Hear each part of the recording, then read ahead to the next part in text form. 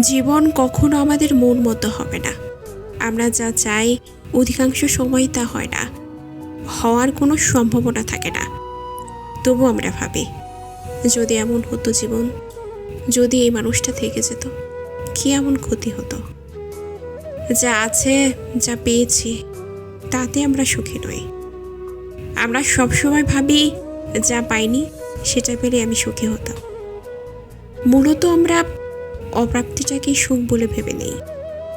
আমরা চিন্তা করি, অতিরিক্ত চিন্তা করি, তারপর সব কিছু এলোমেলো হয়ে যায় আর হতাশার সাগরে ডুবে যাই।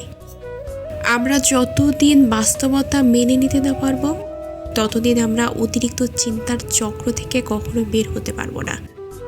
যা পেয়েছি, যা আছে, তাতে যদি আমরা সন্তুষ্ট হতে না পারি, তাহলে আমরা কখনোই ভালো থাকতে পারবো না।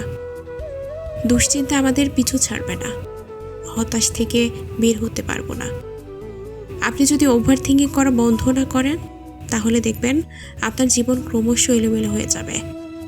মানুষের থেকে দূরে সরে যাবেন, আপনি একা হয়ে যাবেন।